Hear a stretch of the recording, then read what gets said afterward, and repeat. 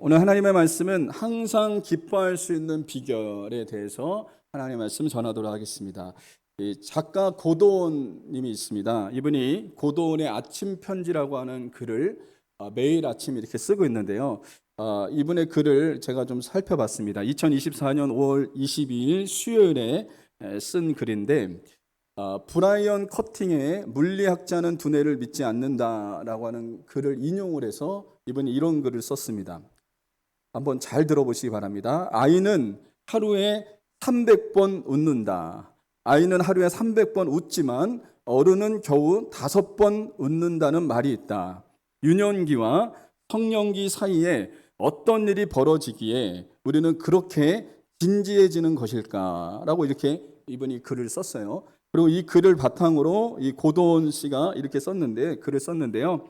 이렇게 썼습니다. 아이들은 선입견이 없습니다.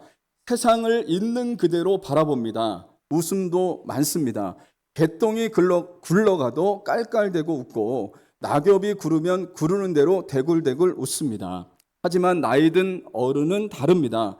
자신이 쓴 안경 너머로 세상을 바라보고 자기 가치관에 비추어 판단하기 때문에 순수함을 잃고 웃음도 잃어갑니다.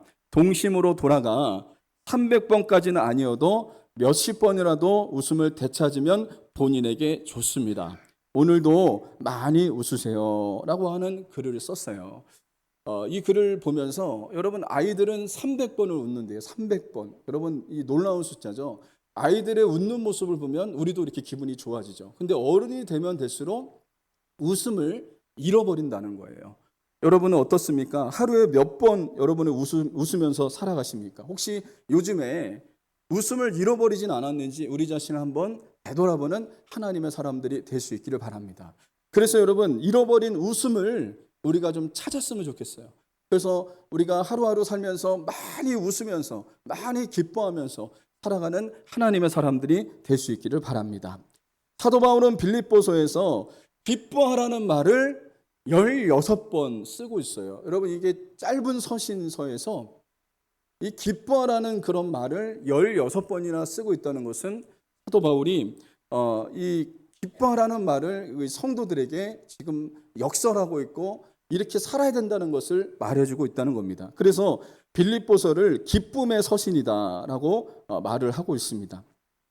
바울이 빌립보서를 쓸 당시에는 어떤 상황이었냐면 로마 감옥 안에 그가 갇혀 있었어요. 복음 전하다가 잡혀서 로마 감옥 안에, 그 차디찬 로마 감옥 안에서 빌립보서를 지금 쓰고 있는 겁니다. 감옥 안에 갇혀 있다면 자유를 빼앗긴 거죠. 자유를 빼앗기고 여러 가지 힘들고 어려운 상황에 놓여져 있는 겁니다. 고난을 받고 있습니다. 그런데도 불구하고 지금 사도 바울은 감옥 바깥에 있는 성도들한테 기뻐하라고 지금 권면하고 있다는 거죠. 사도 바울 안에 기쁨이 없다면 이런 말을 할 수가 없을 거예요. 그러나 사도 바울은 그 안에 기쁨이 있었기 때문에 기뻐하라고 성도들한테 권면할 수 있었다는 거죠. 그렇다면 어떻게 바울은 고난 중에도 상황과 환경을 뛰어넘어서 기뻐할 수 있었을까요? 오늘 본문의 말씀을 통해서 우리가 좀 살펴보면서 항상 기뻐할 수 있는 비결에 대해서 우리가 알아보기를 원합니다. 첫 번째로, 주님 안에 있을 때에 기뻐할 수 있다는 것입니다. 사도 바울이 감옥 안에서 기뻐할 수 있고 고난 중에도 기뻐할 수 있었던 그 비결을 사도 바울은 성경에서 이야기하고 있는데요. 특별히 빌립보서에서 이야기하는데요. 뭐라고 얘기하냐면 빌립보서 4장 10절에 같이 한번 읽어보겠습니다. 시작. 내가 주 안에서 크게 기뻐함은, 빌립보서 3장 1절 같이 읽어보겠습니다. 시작. 끝으로 나의 형제들아, 주 안에서 기뻐하라. 너희에게 같은 말을 쓰는 것이 내게는 수고로움이 없고 너희에게는 안전하니라. 빌립보서 4장 4절 같이 읽겠습니다. 시작. 주 안에서 항상 기뻐하라. 내가 다시 말하노니 기뻐하라. 여러분, 이 빌립보서를 보면 기뻐하라는 말씀 앞에 주어가 하나가 들어갑니다. 그게 무엇이냐면 주 안에서라고 하는 말입니다. 주 안에서 기뻐하라라고 하는 것입니다. 여러분, 바울이 복음의 진리를 깨달은 것이 있는데 그것은 뭐냐면 주님 안에 있을 때 기쁨이 있다는 것을 이 사람은 깨달았던 거예요. 상황과 형편이 자기에게 기쁨을 주는 게 아니라 주님이 기쁨의 근원이 되신다는 사실을 사도 바울은 깨달았던 거예요. 그래서 바울은 빌립보 교회 성도들한테 뭐라고 했냐면 주님 안에서 기뻐하라고 외쳤던 것을 여러분 살펴볼 수가 있다는 거예요. 여러분, 우리가 분명히 깨달아야 됩니다. 주님 안에 있을 때 기뻐할 수 있습니다. 여러분, 주님 안에 있을 때 우리는 항상 기뻐할 수 있다는 것을 잊지 마시기를 주님의 이름으로 간절히 소망합니다. 그래서 바울은 빌립보서 4장 11절에서 13절에 이렇게 고백하고 있어요. 제가 읽어드리겠습니다. 어떠한 형편에든지 나는 자족하기를 배웠노니 나는 비천에 처할 줄도 알고 풍부에 처할 줄도 알아. 모든 일 곧 배부름과 배고픔과 풍부와 궁핍에도 처할 줄 아는 일체의 비결을 배웠노라. 내게 능력 주신 자 안에서 내가 모든 것을 할 수 있느니라. 사도 바울은요, 무엇을 그가 배웠다라고 얘기하냐면 비천에 처할 줄도 안다라고 얘기했죠. 비천에 처할 줄 안다는 것은 일이 안 되는 겁니다. 낙심하게 되는 상황이 일어났을 때도 이 사람은 자족하는 것을 배웠고, 그리고 일이 잘 될 때, 풍부할 때, 풍족할 때, 이때도 그가 자족할 수 있는 그 비결을 배웠는데, 그 비결을 어떻게 배웠냐? 주님 안에 있을 때 그가 기뻐할 수 있다는 사실을 그가 깨달았다는 거예요. 여러분, 사람은요, 비천할 때, 뭔가 가난할 때, 하는 일이 잘 안 될 때 낙심하고 실망합니다. 낙심하고 실망해서 주님을 원망합니다. 하나님, 왜 나한테 이런 환경을 주신 겁니까? 왜 나한테 이런 상황을 주신 겁니까? 라고 하면서 하나님을 원망하는 겁니다. 또한 여러분, 풍부할 때, 풍족할 때, 일이 잘 될 때는 또 어떠냐면요, 주님을 잃어버려요. 그것에 빠져갖고 일이 너무 잘 되고 풍족하고 풍부하니까 주님을 생각하지 않는 겁니다. 그래서 주님을 놓쳐버리는 거예요. 그런데 여러분, 사도 바울은요, 실패할 때도 주님을 바라봤고, 실패할 때도 주님 안에 거했고, 그가 성공했을 때도 주님 안에 거함으로 주님을 놓치지 않았다는 것을 이야기해 주고 있습니다.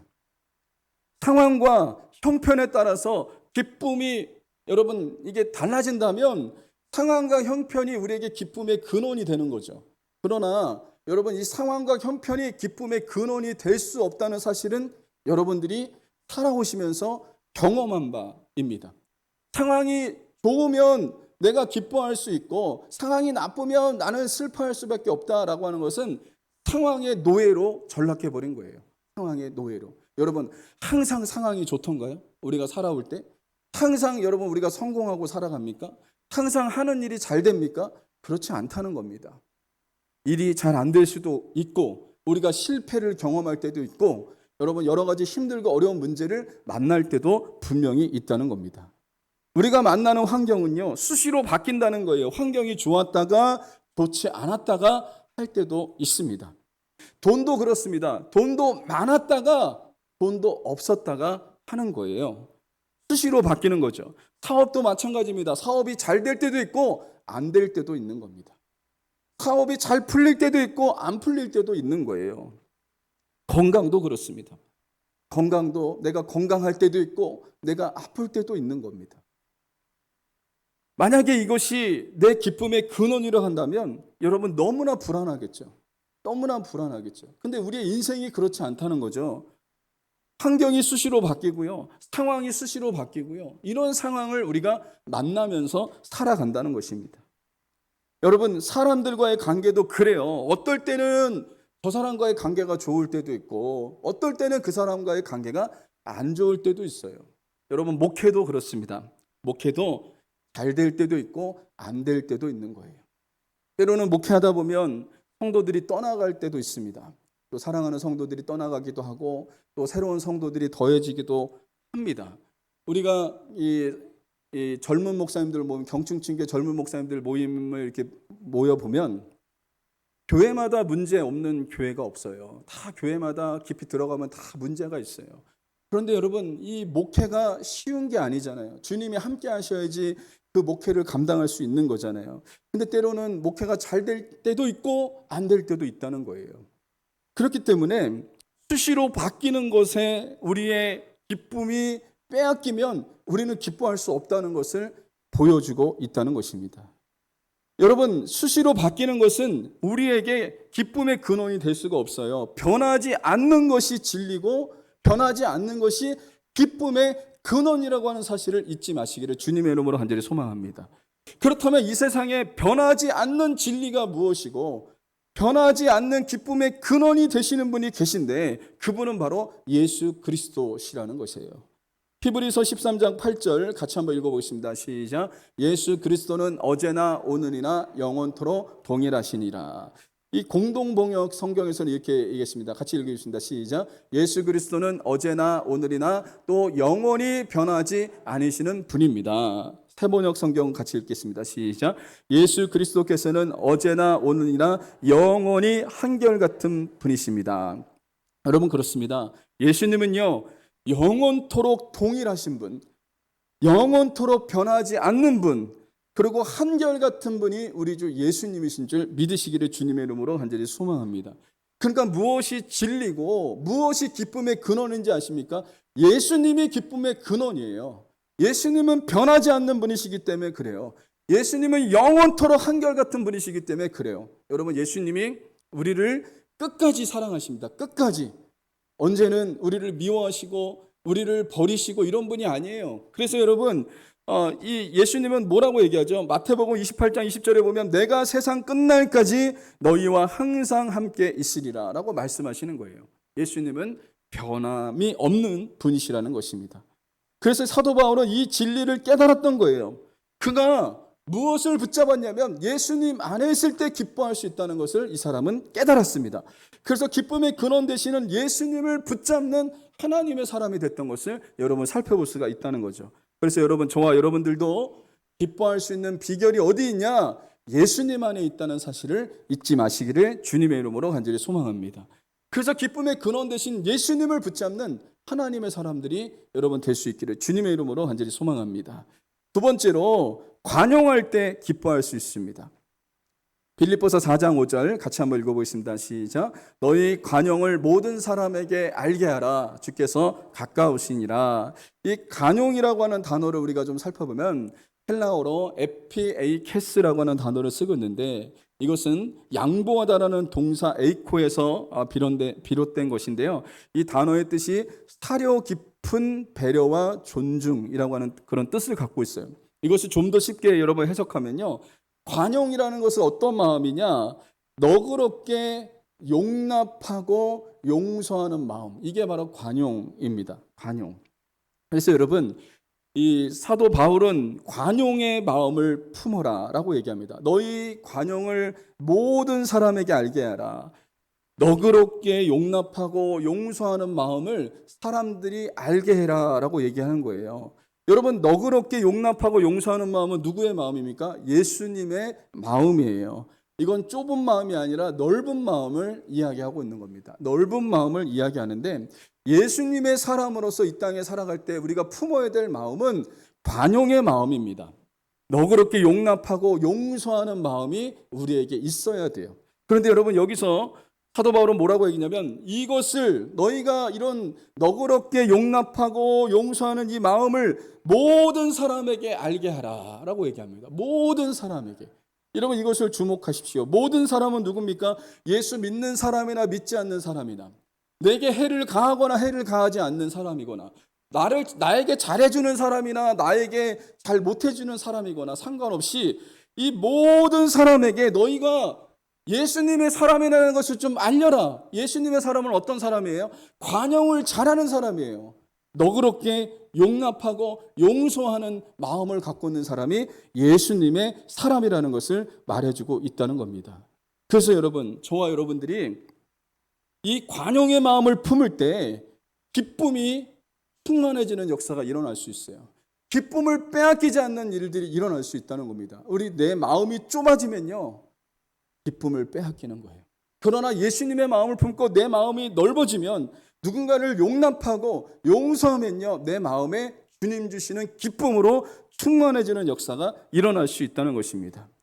제가 지난주에도 말씀드렸다시피 사도 바울이 복음을 전하다가 감옥에 갇혔을 때 빌립보 교회 안에 놀라운 일이 벌어졌어요. 그 일이 뭐냐면 전도의 불이 그 교회 안에 붙었어요. 여러분, 이 전도에 불이 붙었다는 것은 놀라운 사실이죠. 그런데 전도하는 사람들 중에 두 부류가 있었습니다. 두 부류. 한 부류는 순수한 마음으로, 주님을 사랑하는 마음으로, 사도 바울을 사랑하는 마음으로 복음을 전하는 사람들이 있었는가 하면, 한 부류는요, 사도 바울로 하여금 화나게 하고 열받게 하고 사도 바울로 하여금 속을 뒤집어 엎게끔 하기 위해서 투기와 분쟁으로 순수하지 못한 마음으로 복음을 전하는 사람들도 있었다는 거예요. 그래서 빌립보서 1장 15절에 이렇게 얘기하죠. 어떤 이들은 투기와 분쟁으로, 어떤 이들은 착한 뜻으로 그리스도를 전파하니, 이렇게 얘기합니다. 그런데 특별히 우리가 주목해서 봐야 될 것은, 바울은 순수하지 못한 마음으로 복음을 전하는 사람, 이 정말 전도하는 사람, 이 순수하지 못한, 동기가 올바르지 못한 사람, 이 사람들에게도 사도 바울은 관용의 마음을 품었다는 거예요. 넓은 마음을 품었다는 겁니다. 그들은 누구냐면 사도 바울의 그 사도권을 인정하지 않았던 거예요. 오늘날로 얘기하면 목사로 취급을 하지 않았다는 거예요. 여러분, 빌립보 교회가 사도 바울에 의해서 세워진 교회인데 사도 바울을 목사로 인정 안 하는 거예요. 사도권을 인정 안 하는 거예요. 여러분, 이렇다면 너무나 화날 수가 있는데, 그런데 사도 바울은 그들이 예수 그리스도를 전하니까 이것도 어떻게 하든지 주님이 전해진다면 내가 기뻐한다라고 하면서 관용의 마음을 품었습니다. 한번 보겠습니다. 빌립보서 1장 18절 같이 한번 읽어보겠습니다. 시작.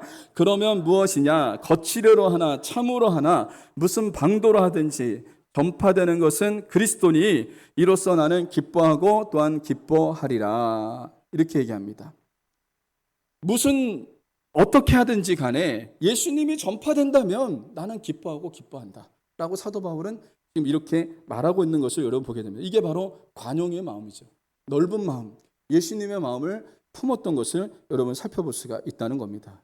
지난 목요일 날 제가 성서친내 대학원대학교를 갔다 오면서 이 극동방송을 들으면서 이제 거기가 한 1시간 반 걸리니까 왔다 갔다 하면서 라디오를 들으면서 왔는데, 어떤 목사님의 설교에 제가 하나의 귀를 기울이게 하는 설교의 내용이 하나가 있었어요. 그 내용이 뭐냐면 목사님이 이렇게 얘기하는 겁니다. 직장을 그만두는 이유에 대한 설문조사에 대해서 이분이 먼저 이렇게 얘기하더라고요. 근데 사람들이 직장을 그만두는 이유가 있는데 그 1위가 뭐냐면 이 40%가 넘는 사람들이 MZ세대 때문에 그만둔답니다. MZ세대. 요즘에 MZ세대가 20대 분들이잖아요. MZ세대 때문에 직장생활 못 해먹겠다 라고 하면서 40%가 넘는 사람이 직장을 그만두는 이유가 바로 거기에 있대요.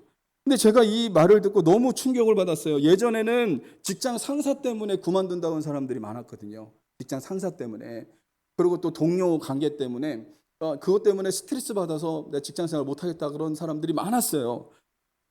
근데 여러분, 충격적인 게 뭐냐면 월급 때문에 그만두는 것도 아니고 직장에 일이 힘들어서 그만두는 게 아니고 MZ 세대들 때문에 일을 못 해먹겠다라고 지금 얘기한다는 거예요. 그만두는 사람들이 많다는 거예요. 여러분, MZ 세대들에게 왜 이렇게 사람들이 힘드냐면, MZ 세대들에게 어떤 일을 시키면요 이렇게 얘기한다 그럽니다. 내가 그 일을 왜 해요? 라고 이렇게 얘기한답니다. 뭔 일을 시키잖아요. 상사가 이 일 좀 이렇게 하라고 이렇게 시키면 내가 그 일을 왜 해야 되는데요? 라고 이렇게 얘기를 한대요.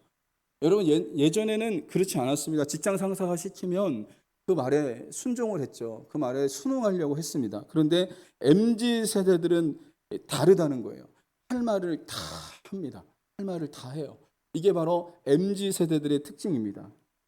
그렇다면 이런 문제의 해결점은 어디 있을까요? 여러분, 이런 문제의 해결점이 있어요. 어떻게 해결할 수 있냐면, 앞선 세대들이 MZ 세대들을 볼 때 무조건 버르장머리 없다고만 생각해서는 안 된다는 겁니다.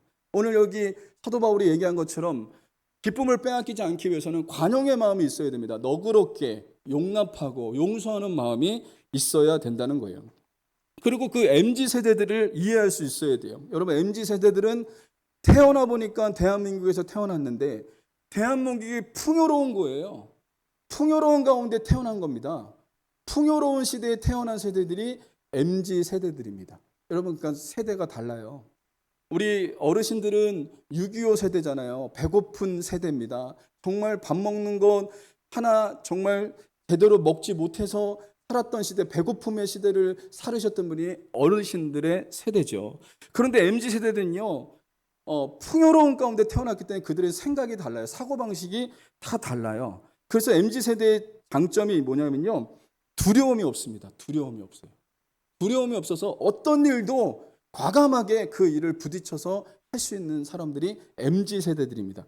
여러분 이것을 스포츠계에서 우리가 좀 살펴볼 수 있는데 얼마 전에 프랑스 파리에서 그 올림픽을 했잖아요. 그 올림픽에서 금메달 따고 은메달 따고 동메달 딴 선수들이 다 MZ세대들입니다. MZ세대들. 옛날에는요. 이 축구 경기를 하더라도 월드컵을 하더라도 유럽 선수를 만나면 주눅 들었어요. 우리 한국 선수들이.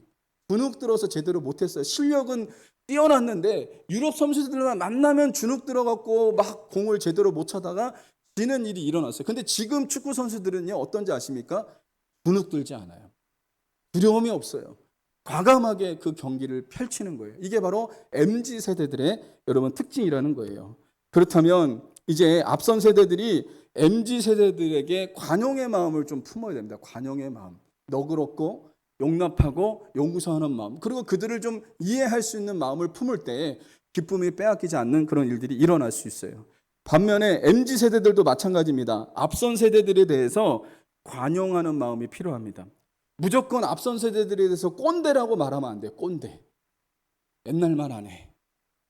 그 나때라고 자꾸 얘기하면 저도 나때라고 얘기하거든요. 옛날에 나때는 막 이렇게 얘기하는데 그 MZ 세대들은 나때 말을 싫어해요. 옛날 말, 옛날에 이랬다. 옛날에는 안 그랬다. 옛날에 나때는 그런 일이 없었다. 막 이렇게 얘기하면요. MZ 세대들은 막 진짜 싫어해요. 그런데 여러분, MZ 세대들도 앞선 세대들을 인정하셔야 돼요. 앞선 세대들이 있었기 때문에 여러분이 풍요로운 가운데 태어날 수 있었던 거예요. 앞선 세대들이 이 길을 닦아놨기 때문에 풍요로운 가운데 이 땅에서 살아갈 수 있는 거고 하나님의 은혜 가운데 살아갈 수 있다는 거예요. 그래서 여러분 앞선 세대를 관용의 마음으로 인정하는 하나님의 사람들이 될 수 있어야 됩니다. 또 앞선 세대는 무엇이 있습니까? 삶의 경험이 풍부해요. 여러분 지혜는 어디서 오는지 아십니까? 여러분 삶으로부터 오는 겁니다. 삶에서 부딪히고 어려운 일들을 이겨내고 그러면 그분들에게는 지혜가 있어요. 지혜. 어떻게 보면 MZ 세대들보다 공부는 더 많이 못했을지는 모르겠지만 앞선 세대에게는 지혜가 있어요. 지혜가 있다는 거예요. 이 지혜는요 공부에서 얻어지는 게 아니에요. 삶으로 얻어지는 지혜가 여러분 있다는 겁니다. 그래서 여러분 세대 간에 지금 다 앞선 세대와 MZ 세대들이 이 세대를 뛰어넘어서 서로 관용할 때 넓은 마음을 품고 용납하고 용서하는 마음을 품을 때 시너지 효과가 나지 않겠습니까? 여러분 이런 역사가 우리의 가정에서 있기를 주님의 이름으로 간절히 소망합니다. 여러분 교회 안에서도 마찬가지입니다. 성도들 간에 서로 여러분 기쁨을 빼앗기지 않기 위해서는 서로 관용을 해야 됩니다. 너그럽게 용납하고 용서하는 마음이 여러분 필요합니다. 어떤 성도들은요 내가 생각한 것과 다르게 행동하는 사람들이 있어요. 상식 밖의 행동을 한다고 생각할 수도 있어요. 그렇다면 이렇게 생각해야 됩니다. 혹시 저분이 상처가 있어서 저런 건 아닐까? 또 자라오면서 아픔이 있어서 이렇게 행동하는 것은 아닌가라고 하면서 우리가 관용의 마음을 품는 하나님의 사람들이 여러분 될 수 있기를 바랍니다. 그럴 때 우리 안에 기쁨을 빼앗기지 않는 그런 일이 일어날 수 있다는 거예요.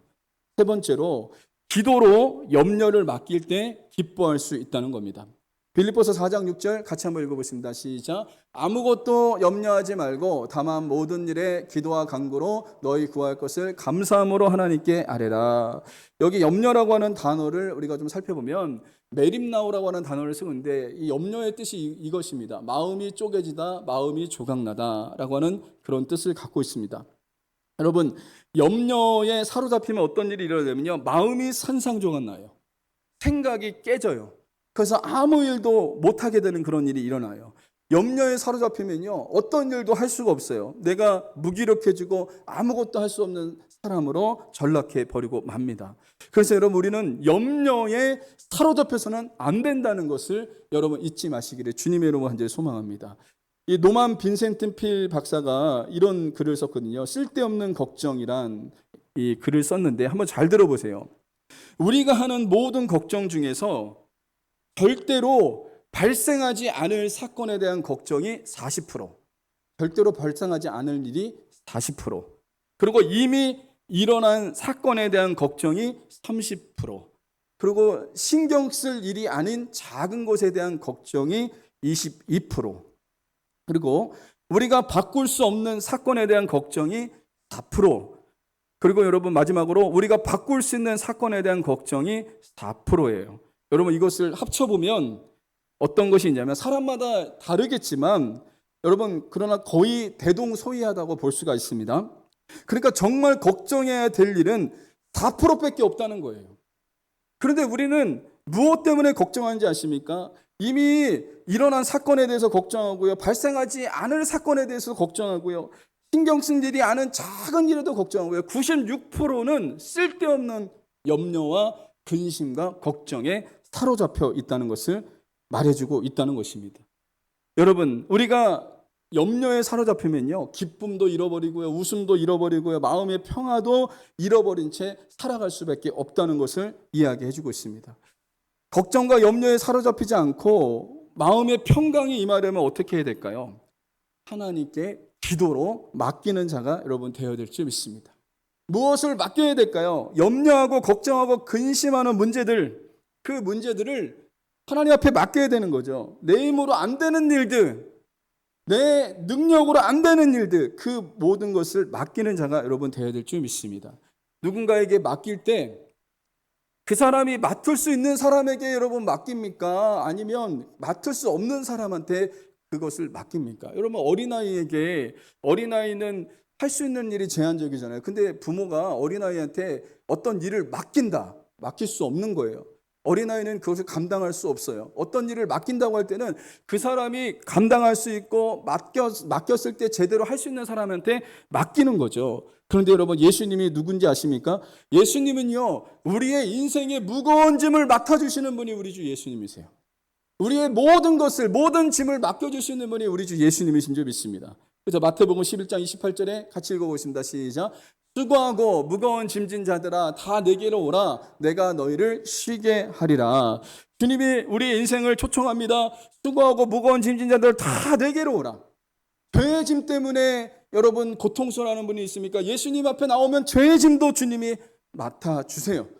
예수님 앞에 우리의 인생의 모든 무거운 짐, 질병의 짐도 주님은 맡아주세요. 인생의 모든 문제들을 맡아줄 수 있는 분이 바로 예수님이십니다. 맡아주기만 할 뿐 아니라 그 모든 문제를 해결해 줄 수 있는 분이 우리 주 예수님이신 줄 믿으시기 바랍니다. 그래서 여러분, 저와 여러분들이 인생의 모든 무거운 짐을 주님 앞에 맡길 때 우리 안에 기쁨의 역사가, 회복되어지는 역사가 일어날 수 있어요. 그래서 여러분 빌립보서 4장 7절 같이 읽어보겠습니다. 시작. 그리하면 모든 지각에 뛰어나 하나님의 평강이 그리스도 예수 안에서 너희 마음과 생각을 지키시리라. 여기 말씀해 보십시오. 그리하면이라고 하는 단어를 우리가 좀 주목해 보십시오. 기도하는 사람에게, 전절을 얘기하고 있는 거잖아요. 기도하는 사람에게 어떤 은혜를 부어주시겠냐?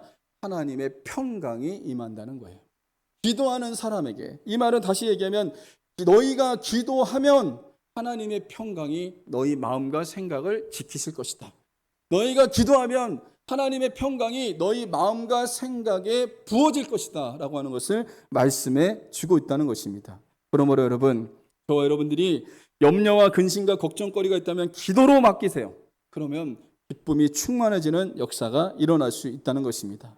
마지막 네 번째로, 말씀에 순종할 때 기뻐할 수 있습니다. 빌립보서 4장 9절 같이 읽어보겠습니다. 시작. 너희는 내게 배우고 받고 듣고 본 바를 행하라. 그리하면 평강의 하나님이 너희와 함께 계시리라. 여기 이 말씀을 주목하십시오. 너는 내게 배우고 받고 듣고 본 바를 행하라. 이 말은 뭐냐면 사도 바울을 통해서 전해진 하나님의 말씀, 사도 바울이 빌립보서를 쓴 그 말씀, 그 서신서, 그리고 사도 바울이 빌립보 교회 성도들한테 전해준 하나님의 말씀, 그 말씀을 듣기만 하지 말고 배우기만 하지 말고 그것을 행해라, 순종해라. 그러면 내가 너와 함께 할 것이다 라고 하는 것을 말씀해 주고 있다는 겁니다. 여러분, 언제 우리가 기쁨이 충만해지십니까? 하나님의 말씀에 순종하면 우리 안에 기쁨이 충만해지는 역사가 일어나요. 근데 하나님 말씀에 내가 불순종하면요, 성령이 근심하십니다. 성령이 근심하죠. 근데 내가 하나님 말씀에 순종하면요, 성령이 내 안에서 기뻐하시는 역사가 여러분 일어날 수 있다는 겁니다. 예전에 요한이가 어릴 적에 이 동화책 하나를 읽어준 기억이 나요. 지금도 제가 기억이 납니다. 이게 동화책 제목이 양파라고 하는 거예요. 이 책에 어떤 내용이 나오냐면 엄마가 어린 아이에게 처음으로 심부름을 시킵니다. 돈을 주면서 슈퍼에 가서 양파를 사와라, 양파. 이렇게 심부름을 딱 시켜요. 이 어린아이는요, 처음으로 엄마 없이 슈퍼를 가는 겁니다. 엄마가 얘기한 양파를 사기 위해서 이 어린아이가 가는 겁니다. 이제 집 밖을 나서서 돈을 가지고 엄마가 시킨 그 양파를 잃어버리지 않기 위해서 양파를 외치면서 갑니다. 양파. 이렇게 외치면서 가요. 근데 가다가 어떤 일이 발생했냐면 놀이터에서 놀고 있는 아이들을 만나요. 그 아이들이 너무 재밌게 노는 거예요. 그때 유혹이 오는 거죠. 슈퍼로 가는 것을 잃어버리고 그냥 여기서 놀까? 친구들하고 놀까? 이런 생각을 하게 되는데, 그러나 그 아이가 정신 차립니다. 아, 엄마가 양파 사오라 그랬지. 그래서 양파를 외치면서 친구들하고 놀고 싶은 마음도 그 유혹도 내려놓고 이제 슈퍼를 향해서 막 갑니다.